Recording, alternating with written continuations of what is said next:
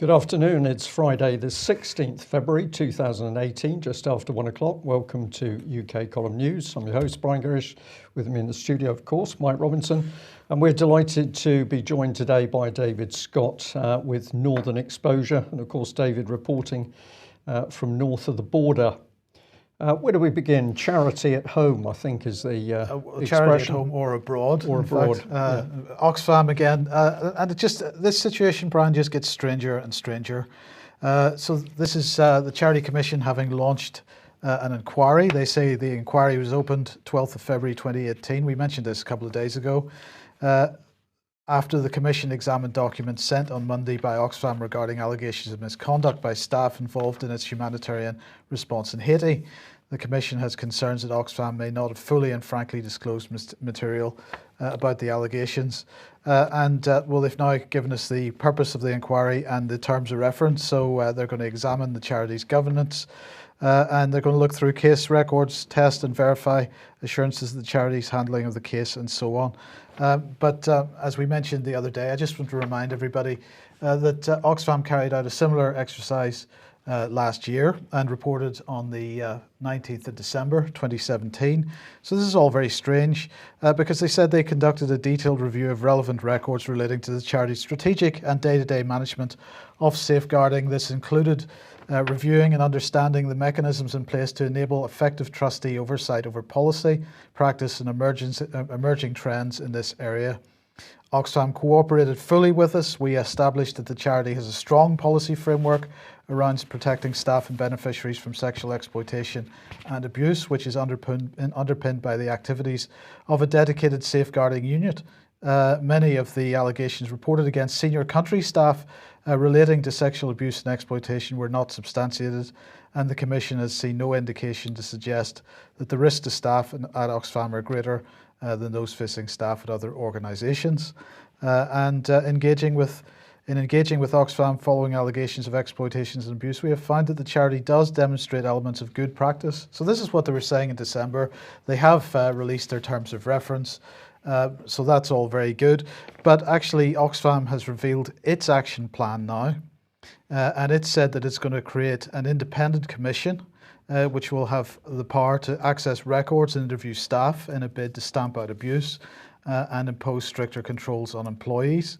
We're going to create a vetting system, is what they said. I'm really inviting anyone who's been a victim of abuse by anyone in our organisation to come forward.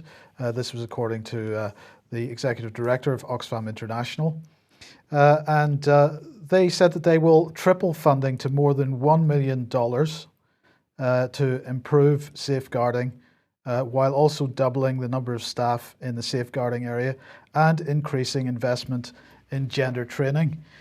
So that's fantastic, because when you've got a sexual abuse related scandal going on, what you need to do is to make sure people are properly trained in gender. Yeah, you don't actually look at the crime, what the crime is, who's carried the crime out.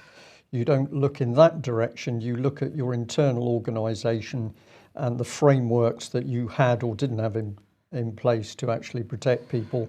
And then you navel gaze and go around in a circle, and you need something independent. So when I heard you say it was going to be an independent commission, Mike, I knew what we were dealing with here is a cover-up. Perhaps yes. David would like to comment, because Newspeak is very interesting here, I think. Yeah, I was going to say, David, it seems like the Charity Commission is duplicating effort once again, because they seem to have failed miserably to find anything wrong at Oxfam last year. It looks like they're going to fail miserably once again this year. And of course, as Brian says, with an independent commission on the cards, how could Oxfam come out of this smelling anything other than roses? Well, it makes you wonder who these people think they are. The Scottish Government. I mean, we had almost a full set with good practice, independent inquiry and gender training. We only need a promise that lessons will be learned, and we'll have the full Scottish Government set. Well, speaking of the Scottish Government then, Scottish Government joining the Australian Government in some kind of sex row. So give us the background to what's going on with the SNP here. Well, Mark McDonald was the minister responsible for children, young people and associated policy. He was involved in a sex scandal, which at the time was portrayed as really a bit of a misunderstanding. But because we in the SNP have such high standards, he's going to resign anyway, even though he really didn't do anything. Now this story is coming unhinged. He's now being facing other accusations, but it's also come out that when he was forced to resign initially over the sex abuse, over the sex texting scandal, he was rewarded with £7,000 of taxpayers' money as a golden goodbye in order to ease the transition from having a job to having a job. Okay, that's pretty speechless with that one. So you get involved in a sex scandal and the government pays you £7,000? 7,270 to be precise is the current value of a sex scandal in Scotland. Excellent stuff. Where do we go from there? Well, if that's the problem, we should go to the police in Scotland, I think, David, and you've got a number of very interesting stories here. Perhaps if I just show our viewers a few and then we'll bring you in for comment. We've got the Scotsman, Chris Marshall, Police Scotland needs to act to prevent Gormley Gate 2. Bit of text here says, in a short statement issued last week, Phil Gormley brought to an ignominious end his troubled tenure in charge of the National Police Force. His decision to resign with immediate effect also signalled the premature conclusion of 5 separate investigations into allegations of gross misconduct, any of which, if proved, could have led to his dismissal. So he appears to have bailed out there. I did find this one very interesting. This is a Police Scotland tweet. It's saying, have you, like DCC Livingstone, taken the personal commitment never to commit, condoned or remain silent about men's violence against women in all its forms? And another headline highlighting what's going on. Police watchdog wants reform as Chief Constable's resignation means complaints will never be heard.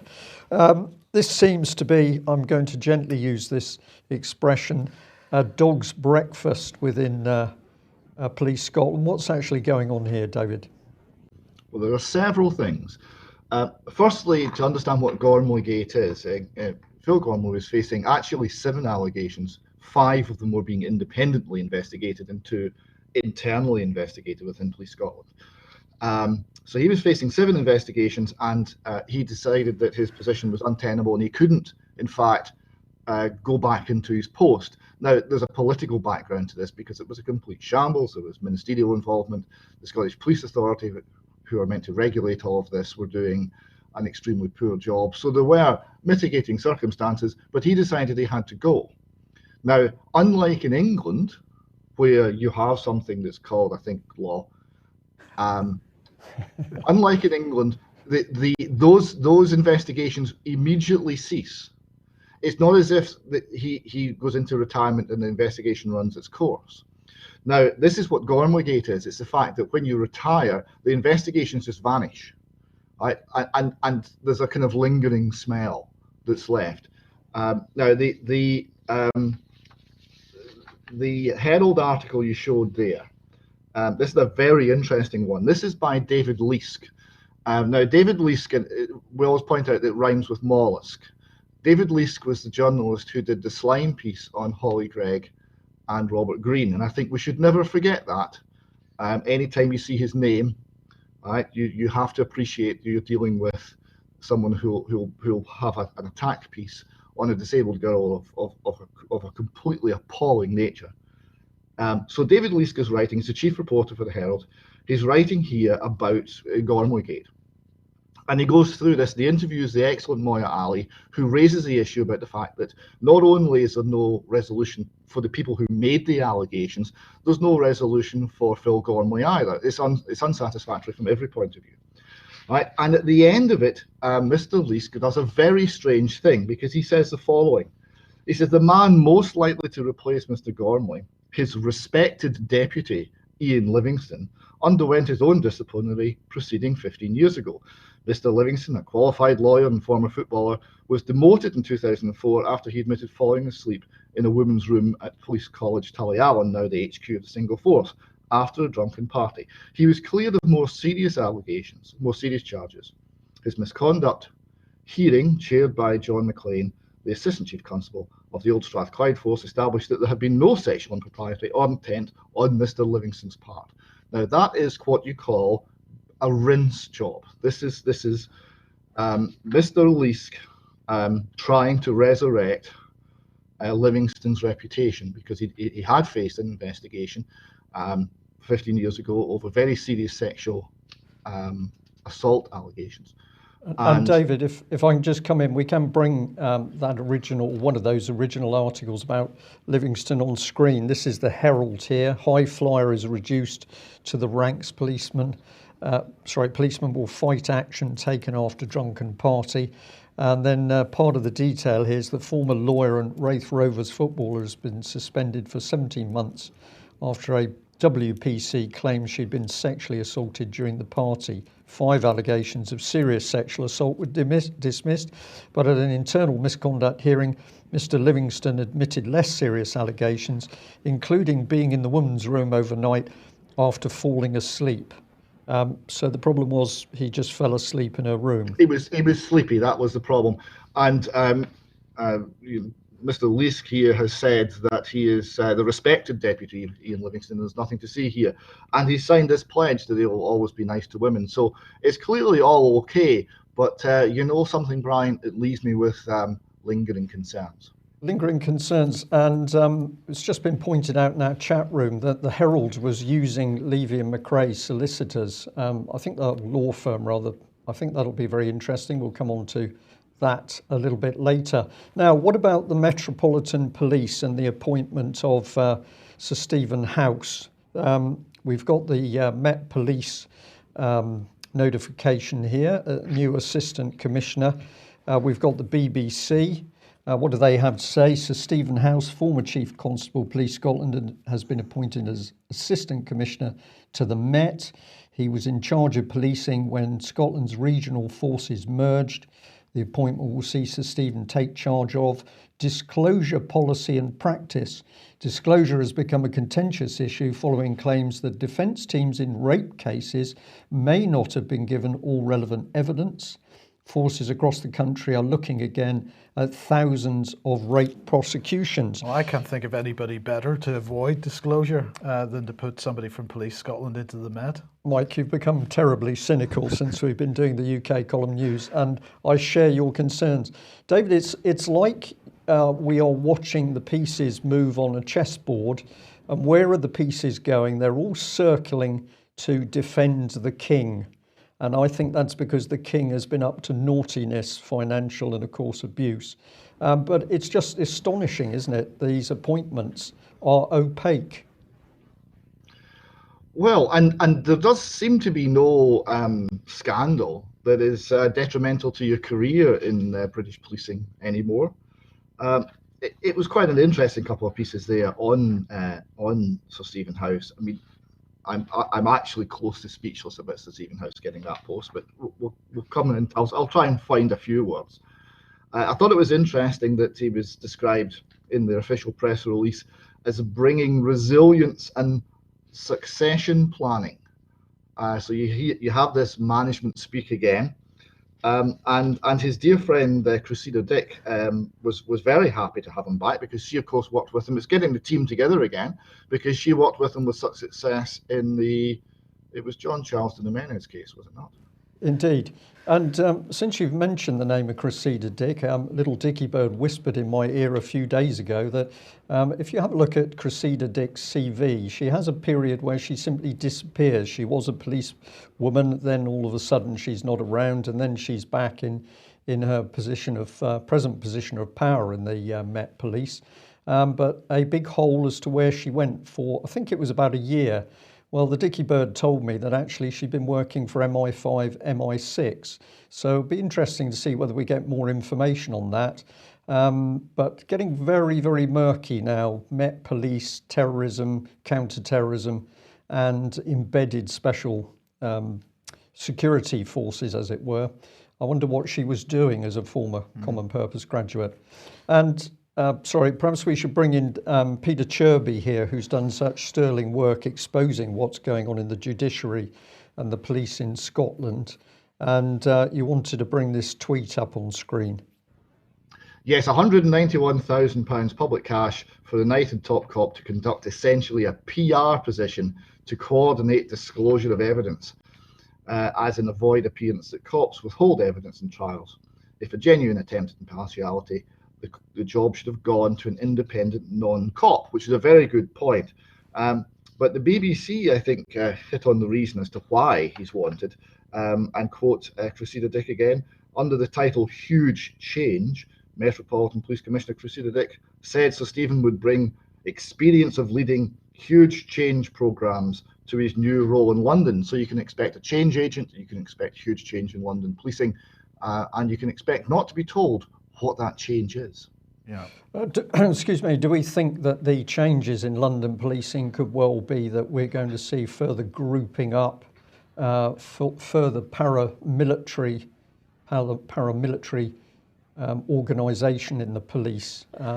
We're following stuff in the EU at the moment, so this would seem a very interesting appointment.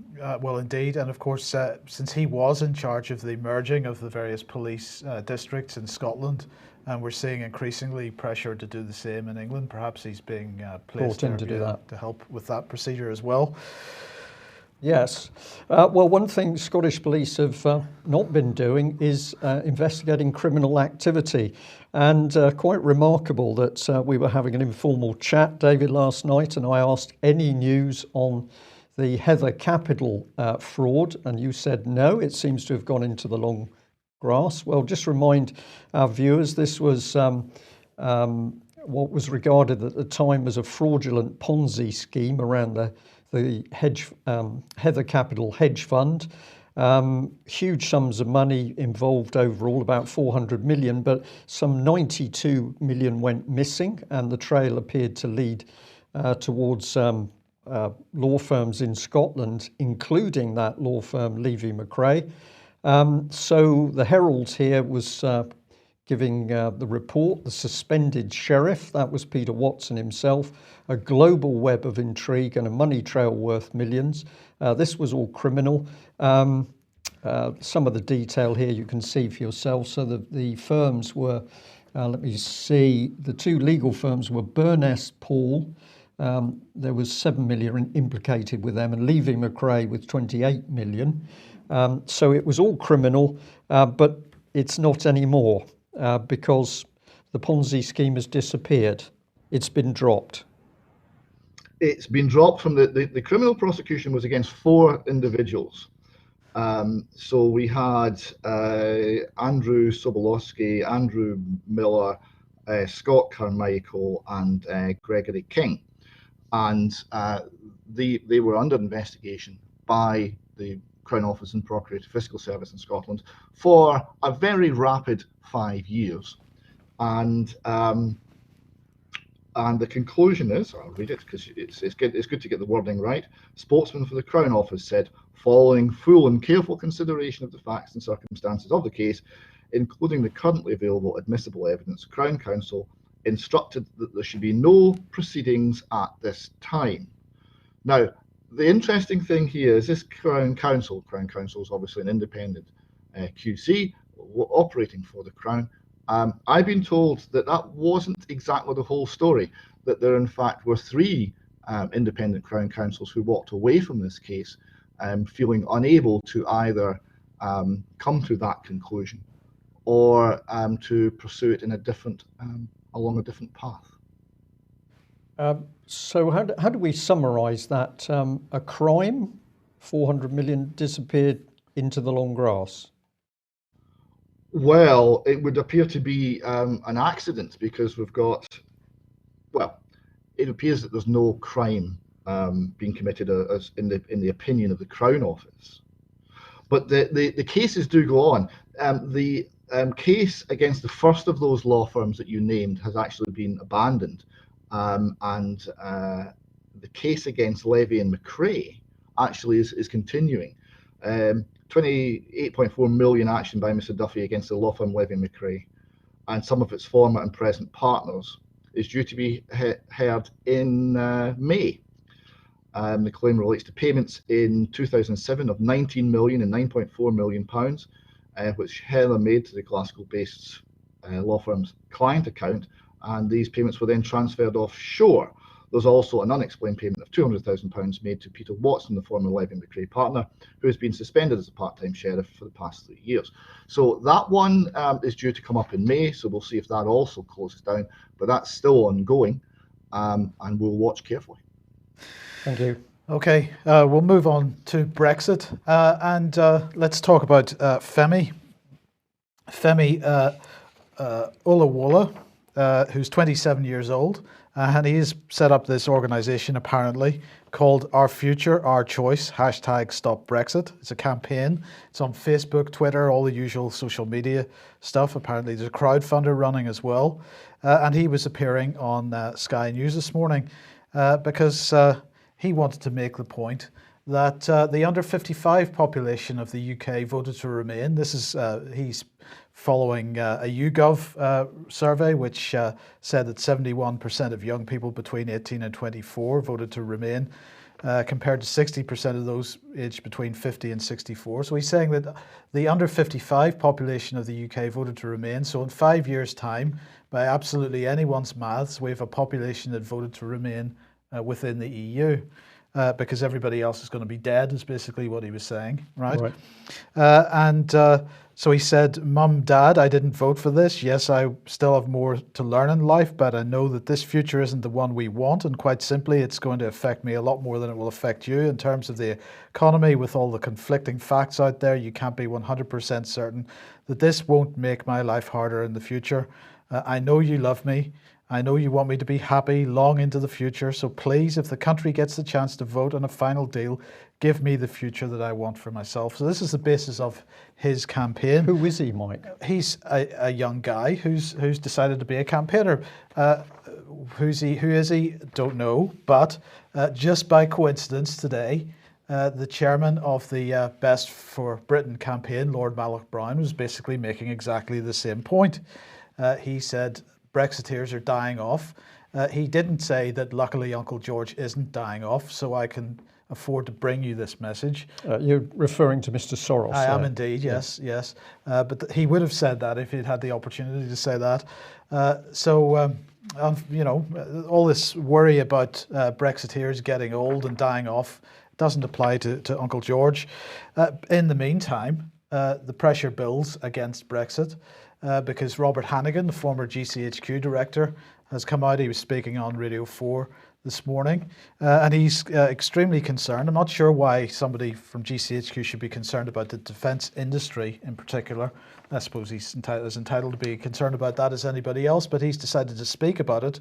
Not sure how that applies to his past experience, but anyway, he said increasingly our defence sector has been collaborating with European partners, particularly on research and innovation, which is no longer really affordable for a medium-sized country. So because Britain is now such a rubbish country and can't fend for itself, it's no longer independent in any area, never mind defence. We just can't cope. We just can't cope. We've got to buy into this interdependence with all these other countries and make sure that we stick with that.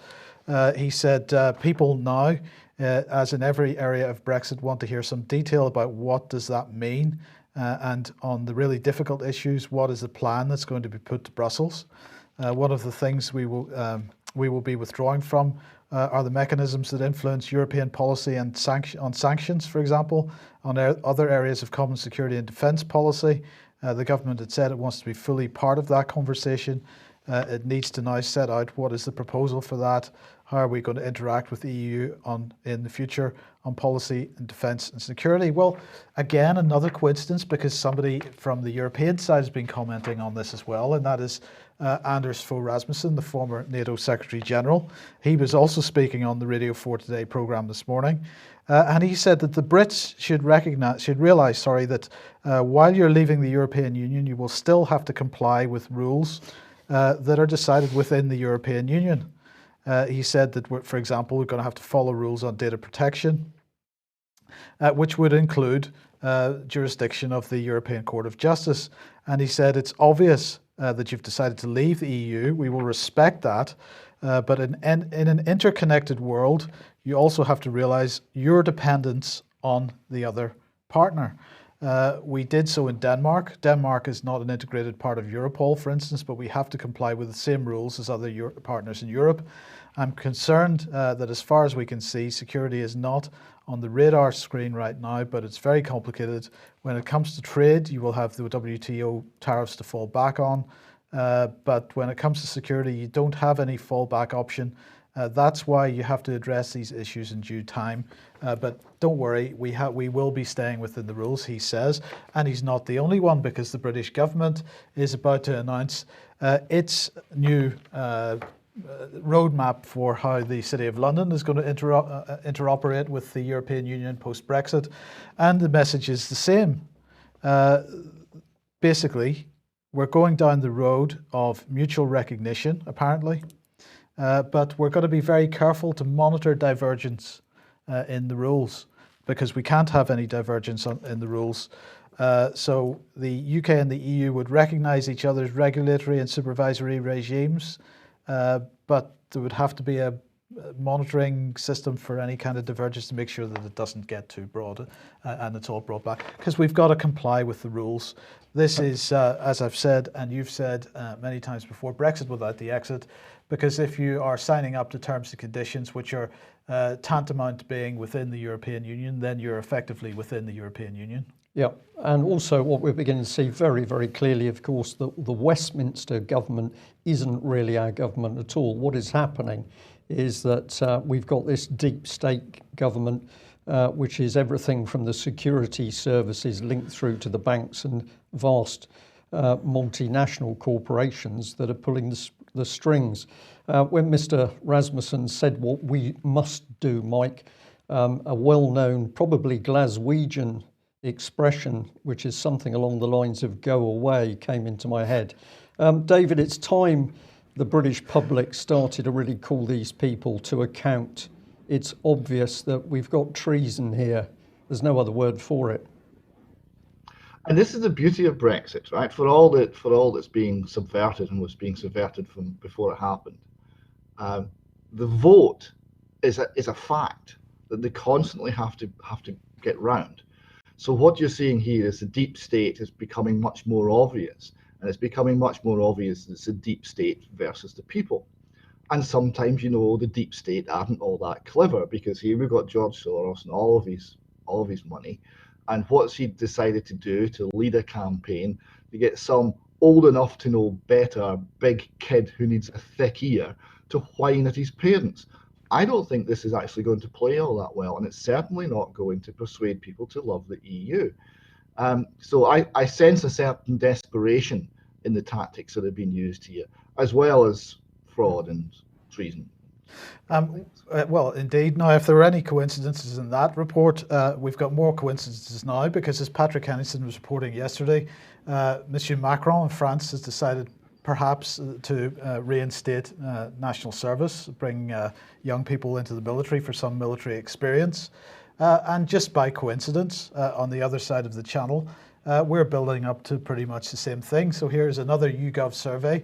Well, it isn't about processed food, actually, because the second question on the list is, would you support or oppose bringing back compulsory military service for young people who would serve for a month within the armed forces? And there's a majority, apparently, in the YouGov poll suggesting that would be a great idea. And again, by coincidence, today on Talk Radio, Colonel Richard Kemp, should we bring back national service? We talked to Colonel Richard Kemp in a few moments, and looking at his tweets this morning, I haven't heard this interview with Kemp, but looking at his tweets this morning, he seemed to be pretty much in favour of it. Just a coincidence that on both sides of the channel, Brian, we seem to be heading in the same direction. Yeah, and it's remarkable. And one of the things that makes it remarkable for me is that if you talk to the military about conscription, they actually don't like it, because if you have a volunteer military system, then the people are there because they want to be there. The quality is higher, the dedication is higher. If you bring people in who clearly don't want to be there, you end up with all sorts of problems. So what is Colonel Richard Kemp's agenda? I don't know what he has actually said. I think he needs to be watched closely as to well, what he said was coming. it worked well during the war, so and we had it until 1963, and it it worked well again during the war because the average person could work out that they needed to join the effort if there was going to be a defence for the country. That's not the same thing as in peacetime, but maybe Colonel Kemp knows that Theresa May's Operation Barbarossa is being ramped up, and he expects us to be at war with the Russians. Yes. David, a few stories on Israel here. First of all, we've got Sputnik's headline saying Israel believes it has destroyed up to 50% of Syrian air defences in the strike. Well, I think this is frankly a reaction from the Israeli government to the fact that they lost an F-16. They're a bit embarrassed about that, so they're making the most ridiculous statements possible. But Ynet here reporting that the IDF is about to introduce a new missile corps. They're developing missiles which could strike in all of Lebanon and deeply into Syria. So perhaps Israel getting a bit embarrassed about the loss of the F-16, and they're thinking, well, maybe we don't want to take any risk with any more F-16, so we'll develop a missile corps instead. And a couple of articles that you're highlighting here, because they seem to be suggesting that they're getting more concerned, more vocal about Iran. And this headline saying, Israel Defense Minister, Iran declared war on us long ago. And the Jerusalem Post again saying Assad in danger if he allows Iran to attack Israel from Syria. I mean, is this? Do you think these headlines are hysteria over the fact that they lost an aircraft? No, I think it's deeper than that. The aircraft was interesting because the aircraft came down well within Israel. So that would suggest that anti-aircraft missile systems from Syria are able to dominate a substantial amount of airspace. So that's an interesting point in terms of the strategic balance.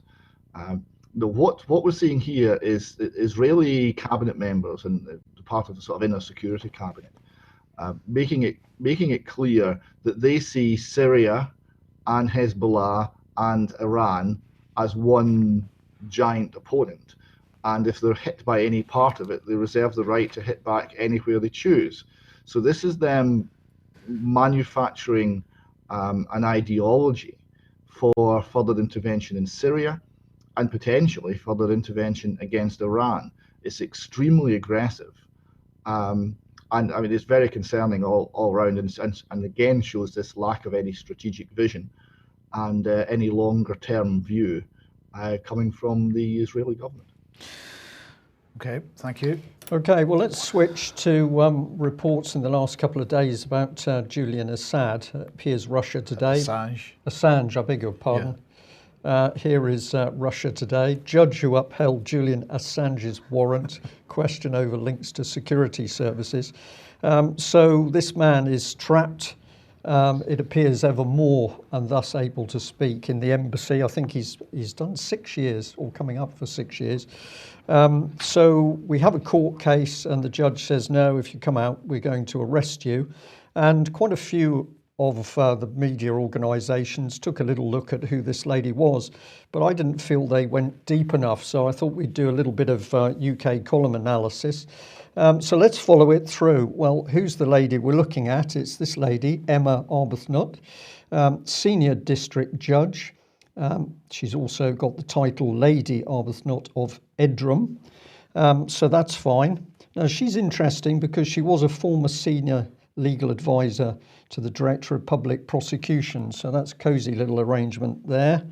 Where do we go? She was also the magistrate for Lord Janner when he was brought into court, clearly dribbling and unable to actually speak for himself. She was in that one, so we'll bring in Janner, which is fascinating.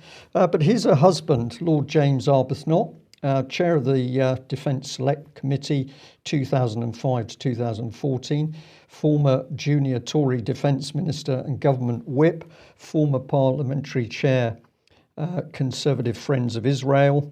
and we'll add a couple more. So he's got Babcock International as a personal client, and he's chairman of the advisory board of Thales Group. So getting around quite a bit there. So the background is defence, high-level British government, but the judge didn't recuse herself. She doesn't think there's anything wrong with her position on Assange. Husband, very active. He set up the security intelligence consultancy SC Strategy Limited. And as you do, you need some powerful friends. So one of his colleagues, one of his directors is former head of MI6, Sir John Scarlett, chair of the Joint Intelligence Committee at the time of the dodgy dossier, which of course was making false weapons claims against Iraq. And the other gentleman working with him in that company is Lord Carlile, former Welsh Lib Dem leader.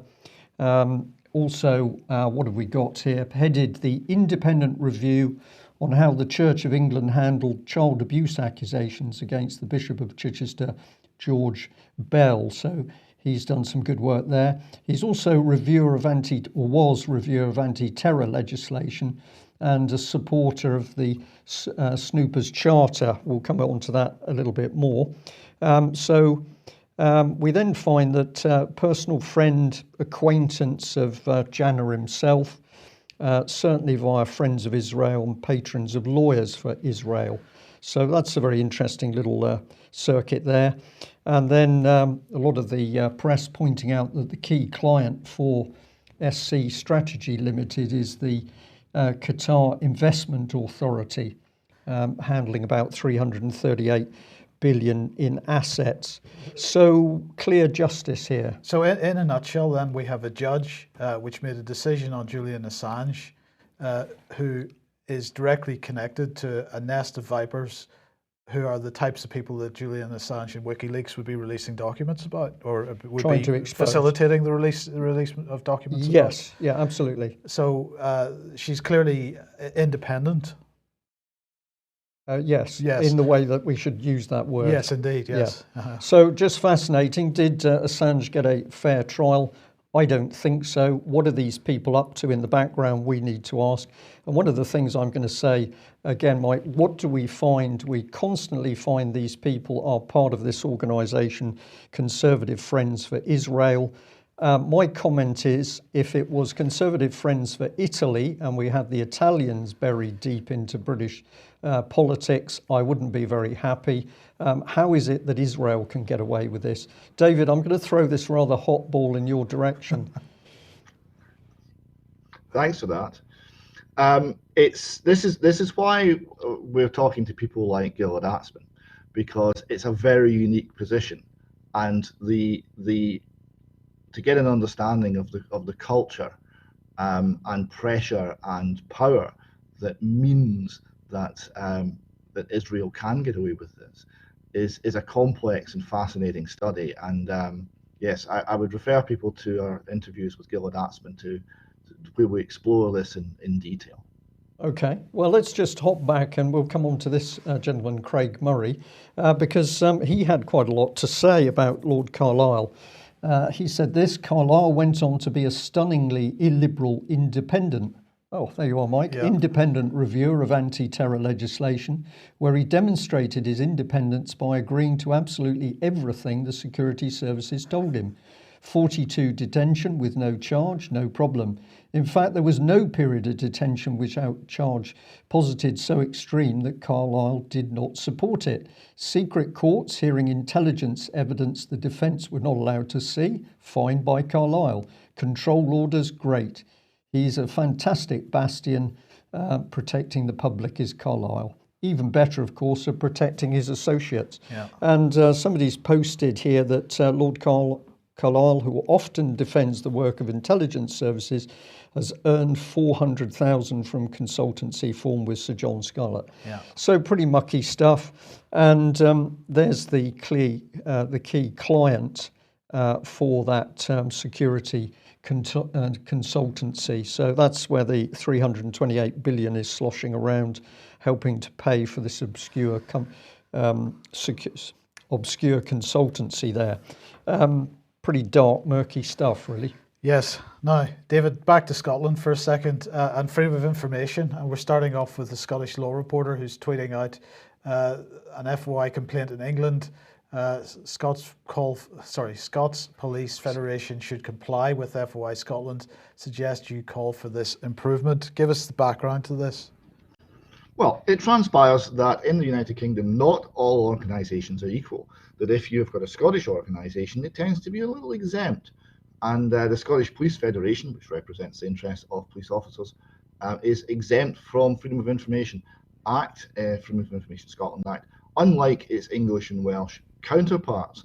So here you see the Scottish Law Reporter asking the Scottish Information Commissioner to address this and see if this could be corrected. So what you see next is their response by Twitter. As thanks, we'll add it to our list of bodies to propose to ministers. Individuals can also make their own representations. So they seemed quite keen at that point to take this forward. And there was, in fact, discussion behind the scenes between the Scottish Information Commissioner and the Scottish Police Federation. And then a couple of strange things happened. Firstly, the Scottish Police Federation receives £370,000 a year by way of direct grant aid from the Scottish Government.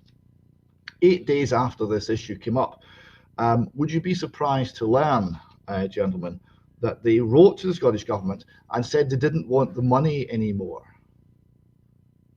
It's a very interesting letter I have here. It's from Callum Steele, General Secretary of the Scottish Police Federation, and it's dated 25th of May 2017.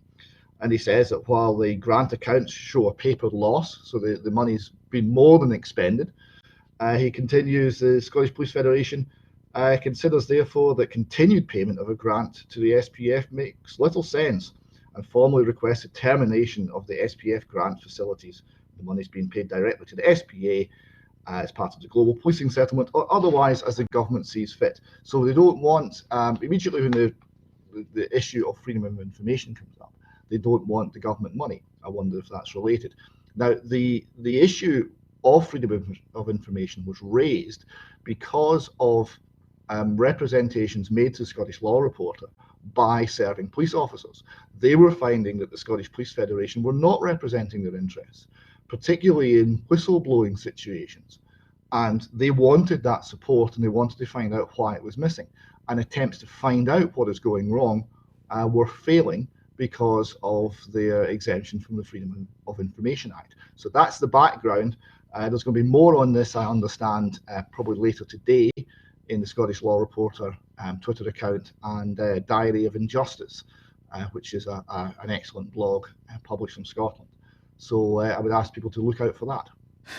Okay, and to end on the Scottish stuff then, this is the Courier saying that £50 million has been spent on severance payments at one Scottish council, that's Fife Council, since 2011. That seems like a lot of money. Who have they been getting rid of? Well, they've been getting rid of 1,555 employees, and it's cost them £49,419,000. It's £31,000 per employee. And the total for the whole of Scotland is 627 million in the last 7 years. And if you pro-rata that for the UK, I'm assuming England and Wales have been laying people off at a similar rate, you get the sum of 7 billion. So there's quite a lot of government money, quite a lot of tax money paying people off. Now, if this was the state doing less and shrinking, frankly, I would be cheering. But you know, I don't feel that the state is having less involvement in my life. No, indeed. Well, it probably isn't. I'm sure it isn't, in fact. And I just picked up this while I was preparing the news today, and it fascinated me. We've got unaccountable big society at work. If we pop that across, Mike. Oh, sorry, I've got the wrong. Yeah, okay. It's coming up. Here we are. Yep. So it's the Young Foundation, and they say, thank you at Susanna Ketemel, I think, for inspiring our first cohort of ventures, reimagining rent with your story, tips and insights into how you scaled at Homes for Good, the hashtag SOSANT, helping Scottish tenants find the right home. So we're led to believe that the Young Foundation, which is buried right at the heart of the government's Big Society programme, is using these illustrious young people in this very posh, warm boardroom to sort out rent problems in Scotland. I was a little bit suspicious of this, David, so I couldn't resist just posting a little bit of a tweet on their page. Room full of unaccountable Young Foundation, young lovies, unelected, unaccountable, and reeking of open democracy, helping Scots find homes. Yeah, right. We need to get in amongst these people, but this is the real government being formed here. This is participatory democracy. It's not a vote by individual men and women. This is agencies, foundations, trusts working with the government behind closed doors. It's very insidious stuff. Participatory democracy, we know from the name person fight, means that as long as you agree with the agenda, you can participate. That's all it means.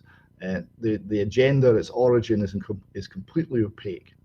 And on the subject of reimagining rents, I would simply point out there's an excellent textbook on the economic effects of rent control, and it has in it a series of photographs where the reader is asked to differentiate between rent control and carpet bombing, and you know it's very difficult. Okay, thank you for that. Well, I thought we should end on a somewhat humorous, humorous note, and we've just got this very fine picture of the US Navy's warship Zumwalt. This has swallowed billions and billions and billions of dollars. It sat there very lonely on its own because it hasn't been working too well. Apparently there's another one coming along. But what we wanted to tell you today is that there is a cunning US plan for these ships. Do you know what it is, Mike? No. It's very cunning. I think the Russians are going to be particularly frightened of this. They're going to use it to kill ships. Right. So it's a warship. Presumably you design a warship to be able to take on other warships, big or small, but not this one because apparently it hasn't been doing anything. So the Navy's decided that now they need to give it a proper role, and it's going to have some missiles and it's going to kill ships. David, there's something badly wrong in America. We think it's probably the same disease that we've got here, but to spend multi-billions on this new warship that couldn't get out to sea over the winter because it got itself frozen in one of the more northern ports. The thought process is broken down in the US Navy, it appears. Well, it's safer frozen in harbour because if it went out, it would only bump into an oil tanker. Yes, okay, we'll leave it there. What I'll just add before we go is that it's been pointed out that the Qatar Investment Agency, which is the lead client for SC Strategy Limited, one of our viewers has said, well, actually, isn't that the front for the Clinton racket? If that is the case, it makes the whole of this extremely interesting because, of course, Assange was working particularly hard to expose what the Clintons had been doing. But do freeze the screen and have a look at that diagram for yourselves. That's it for today. Thank you very much, David, for joining us. We will be back at the same time on Monday. And once again, if you're not a subscriber of UK Column and you're enjoying our news, please subscribe because we can only do what we do with your financial help. Thanks for joining us. Bye-bye.